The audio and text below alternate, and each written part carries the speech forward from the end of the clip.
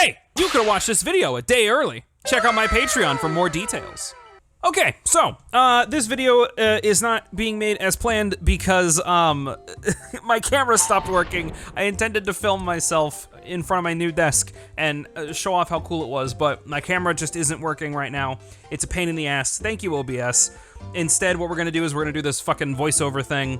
Whatever, it's fine, it'll be fine, it'll be fine. Hello everybody, welcome to today's episode of My Mental Breakdown and your tutorial on how to get an emulator started on your computer at home. Today we're gonna be talking about Citra, probably one of my favorite emulators, period, right now, because it lets me revisit one of my favorite Monster Hunter games and make videos that you guys just really seem to like watching. This tutorial is focused on getting Citra set up, setting controls, setting graphics options, explaining certain options, and most importantly, getting Monster Hunter 4 Ultimate running at the highest possible fidelity. Because let's face it, right? The only game that I play on Citra right now is Monster Hunter 4 Ultimate, and it's probably one of the most popular series on my channel currently. While Citra is a very well-made emulator and it runs very well, it takes a lot of raw horsepower to make Monster Hunter 4 Ultimate run as good as it does right here that I'm showing. I got a Ryzen 3900X processor and an RTX 2070 Super, so I'm good. I can run this shit fucking flawlessly, right? But if you're running this on your laptop at home, which, hey, not judging, that's just what people gotta deal with sometimes, you might wanna turn down some of the graphical options I'm setting in this video. And here's the next big thing I have to discuss while I'm making this video. So in the last episode that I did in this series, I was talking about Dolphin.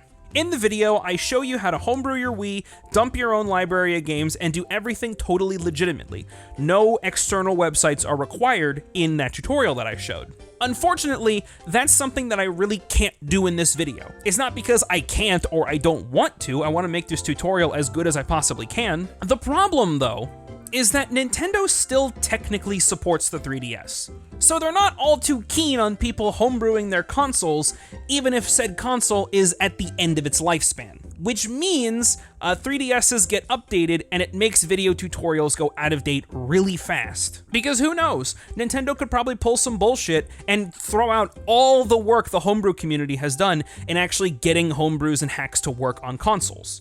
I don't want to put a bunch of effort into making a video tutorial that ends up being outdated and wrong and have people find it and go off of wrong information and try to make things work improperly. I should know I was one of those people. I tried to hack my 3DS based on a video tutorial, and it was only after a good friend of mine told me about this whole situation that I was like, ah, shit, okay, that probably wasn't a good idea. Instead, I'm gonna direct you toward this website, 3ds.hacks.guide. This exact link is gonna be put in the description of this video, and this website right here has the best tutorials, the most up-to-date resources, the most up-to-date everything on how to hack and homebrew your Nintendo 3DS or 2DS. There are two things you gotta watch out for when you're homebrewing a 3DS. One, you need an SD card reader. That's unavoidable. You need to be able to read your SD card from your 3DS and your PC and do a bunch of other shit with that. The other thing is you have to understand which model of 3DS you have. Do you have an old 3DS or a new 3DS? Yes, I know these are both 2DSs, but just stick with me. The old model of 3DS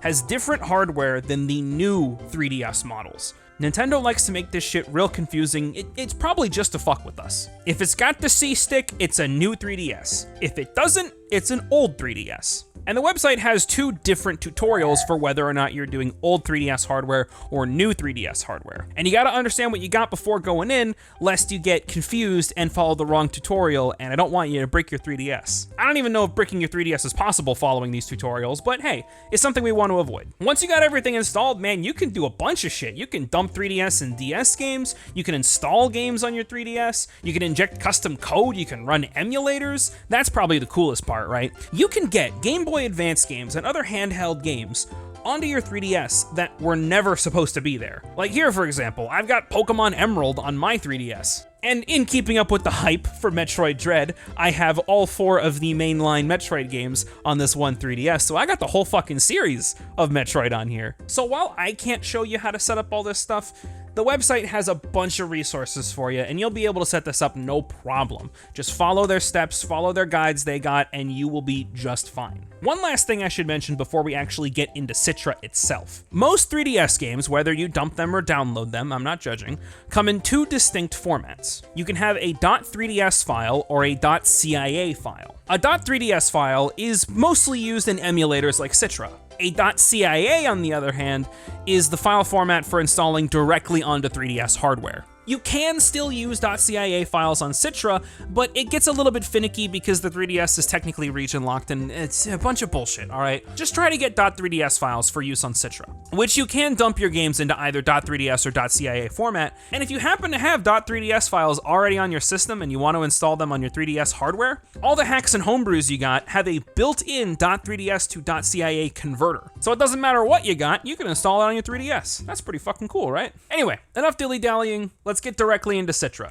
You're going to open your internet browser of choice and you're going to head to citraemu.org. There you'll find download links as well as a game compatibility list, basically breaking down how well each game runs on Citra. And I actually do suggest you check out this list first and see how well your specific game runs on Citra, because there's probably a good chance that it just doesn't run really well. So why go through all this effort if the game that you want to play just doesn't run very well? When you head into the download page, the website will automatically detect what platform your computer's on. I'm on Linux right now, big fucking surprise, but if you're like 99% of all other people and you're running something like Windows, it also exists on Windows. One thing that I gotta make clear for all you Linux users out there, all the 3 of you who decided to subscribe to this channel, I've only been able to find Citra in a flat pack. I looked for a Debian package, I looked for any other type of package, but I really can't find it. So if you want to get into Citra, cast aside whatever feelings you may or may not have about flat packs, because it's all you're gonna get with this.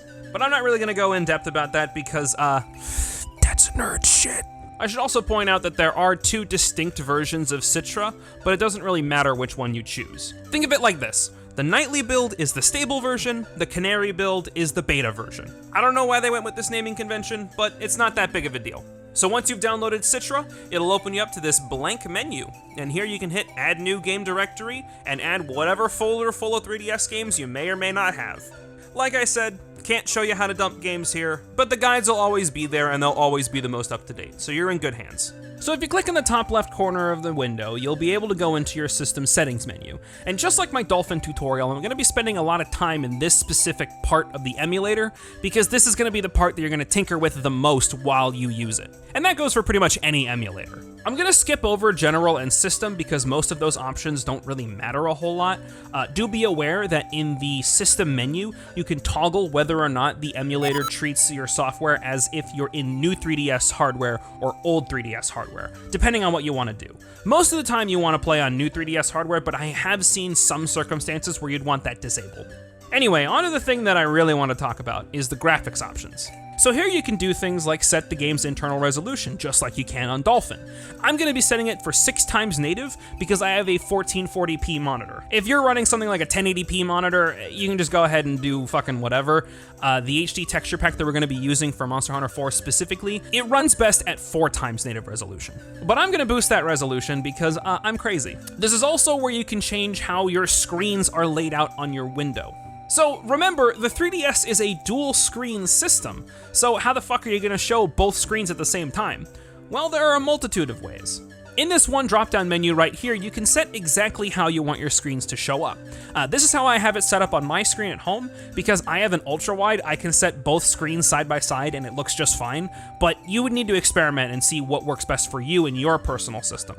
Just to take care of this right now, we're gonna go down into the utility menu and click an option that says Use Custom Textures.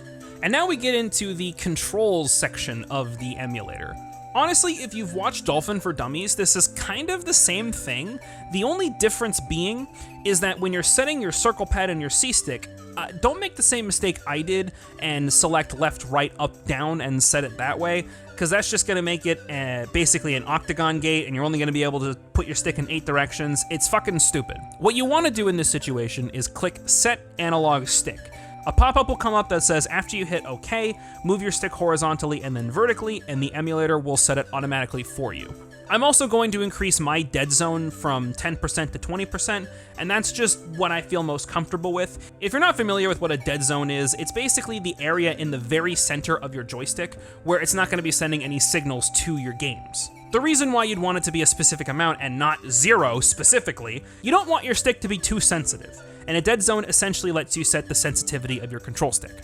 Another small tip, if you have a controller that has analog triggers, be sure that when you're setting your ZL and ZR buttons, that you don't press your trigger in all the way to make sure that Citra recognizes your trigger going in as the trigger, not coming back up. Trust me, you're gonna pull your hair out if you don't do this. Just don't press the stick in all the way when you're setting ZL and ZR, you'll be fine. Now here's the next thing you gotta worry about: motion and touch controls. So like I said, this is gonna be specific to Monster Hunter 4. I have not personally delved too deep into the motion controls aspect of this emulator, mostly because I really don't care. But the thing I do care about is how touch controls work. Now normally, when you run Citra with its default settings, the touch provider is the window. It's basically going to say, alright, you're gonna be able to click on the screen and that will count as a touch input. It's cool for little things like menu options and things like that, but for real gameplay, you're gonna need to do a little bit of kajiggering. We're gonna go ahead and tick this option that says use button mapping. And in this menu, we can set it to where a button press acts as pressing down on a certain part of the screen. I use this specifically in Monster Hunter 4 to essentially let me click in on the control sticks and have hot triggers for certain items. Things like whetstones and healing potions and things like that. But because this is an emulator and you can set these options however you want, you can just do whatever you want, man. Also be aware that you can set multiple profiles for every single game that you play, which is fucking really, really important to remember. You don't want to have to reset your touch controls every single time you play a new game. Once you got the game, and you made sure it runs, and you made sure your controls work, now it's time to download the HD texture pack. So, you're gonna wanna find the Monster Hunter 4 Ultimate Citra Discord channel. On there, you can find people that wanna play the game, you can discuss with other fans of Monster Hunter 4 specifically, and you can get support for the emulator and other little settings specifically for this game. And you can also get mods for Monster Hunter 4 and the HD texture pack that we're after. You're gonna wanna scroll down until you find the Monster Hunter 4 Ultimate HD project. There you'll see multiple tabs discussing the release of the actual pack, how to set it up, other little support messages, and things like that. You'll go into the release tab and you'll scroll up till you find download links to the actual pack itself. Now they don't have one specific link that downloads the whole thing in one file. Instead, you'll need to go in and download each individual part of the texture pack individually. Now it's only 5 actual downloads, but do keep in mind that this texture pack is like 6 gigs in size. These are some high-res fucking textures. You're gonna download all the files, they're gonna come in these nice zipped packages, and you're just going to extract them all into the individual folders for the texture pack. Then what you're gonna wanna do is, once you have Monster Hunter 4 Ultimate running on your Citra window, you're gonna right-click the game itself, and there'll be a little option that says Open Custom Textures Folder. That's where you'll place these folders that you've extracted from these zip files. You place those folders in there and the custom texture pack is all set up and ready to go. Alright, this game looks like shit. Why does it look like shit? The reason why it looks like shit is because the game was built with the stereoscopic 3D in mind because, you know, 3DS game and everything. So you'll need to use a custom cheat code to turn off the 3D at the game's core. You'll find a link to the Monster Hunter 4 Ultimate page on the Citra website, and there you'll see all the guides and all the setups and the specific cheat codes that you need to make the game not look like shit. The other cheat code that you'll find, and I didn't use this in my guide, but you might want to use it, is an FPS limiter. Now, if you're running this game on less powerful hardware, you might fall between the 30 and 60 FPS range, depending on how your options are set. It may be beneficial to you to lock the game at 30 FPS, just so you're not flip-flopping between like 48 FPS and 32 FPS. I have no idea if this is going to be useful to you or not, but I feel like I should point it out anyway. In order to set this cheat code, you'll go into the emulation menu and hit the cheats option at the very bottom of this dropdown. Then you'll click add cheat and paste that little code that you got on the website into the code box, and you'll name it to something like disable 3D or something like that. Paste that code in, activate it, and oh my god, it looks so much better. One last thing, and I've saved it for the end, because this is really up to you on how you want to handle this. Monster Hunter 4 Ultimate, during its life, got an update, a 1.1 update. You technically don't need this 1.1 patch if you want to just play the game. However, it is highly recommended you have the 1.1 patch. So, confession. I did not dump the 1.1 update patch.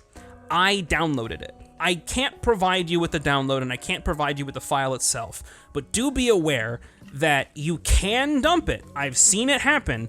I just personally didn't do it, and that's why I'm not covering it in this tutorial. I feel no guilt in downloading this patch. It's just a patch file. You can't actually run the game with it on its own. You need the game itself. I bought the game. I played it for 500 hours, so whatever. However you decide to get the version 1.1 patch file, you'll get it in a .cia format. What I did is I double-clicked it, Citra popped up and said, hey, you want to install this .cia file? Click yes, it installs the update, and the icon will change to show version 1.1. If you need further confirmation, boot up the game and go into the main menu. It'll say whether or not you have version 1.1 installed or not. I apologize for not going as in-depth as I'd like to be, but there were many roadblocks stopping this tutorial from happening, and I figured I would at least show the bulk of how to get this thing set up, and you can just figure it out on your own. I know you're smart. You clicked on this video. Now, there is one thing with this game that you honestly just can't get rid of, and that's this weird, like, shimmering effect you see on your characters. That is there as a result of running the game at higher than its native resolution.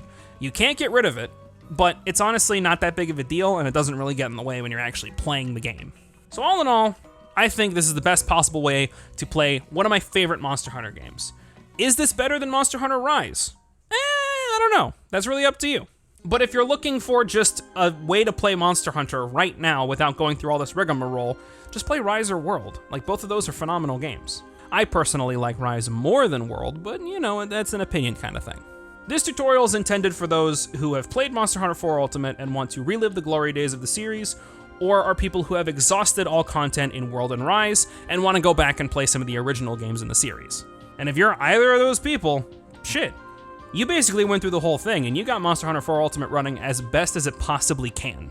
And I wish you luck in your endeavor of Monster Hunter 4 Ultimate, because holy shit, this is like my favorite Monster Hunter game, and these videos get a lot of views, so hey, I'm hoping that if you found this game through my channel and you're looking to play it yourself, hey, I do encourage you to try this tutorial out, play the game yourself, and tell me about it. Like, tell me if you enjoy playing this game and your escapades as a hunter.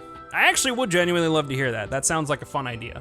Maybe I can do a series in the future where I show off people's hunters that they've made in these games. That'd be a fun idea. Fuck, actually. Yeah, send me videos and images of your hunters. I want to show off cool hunters. That'd be cool. That'd be cool. Anyway, thanks for making it to the end of this video. I greatly appreciate it. I hope you have fun with Monster Hunter 4 and Citra in general. And before I go, this video is brought to you by my Patreon. On my Patreon, you can get access to videos a day early, as well as special access to behind-the-scenes and bonus content. This week's bonus video, I'm going to be talking about my collection of DSs and 3DSs. I'll go over what each console meant to me, I'll go over certain games that I've played in the past, I'll go over my recommendations for the best DS and 3DS games, mostly just the games that you should try to play as soon as possible with these emulators. Because good lord, used games have really shot up in prices as of late, but whatever, beside the point. Thanks again for watching to the end, big thanks to the executive lads, you guys make all this possible, and I hope y'all have a wonderful day.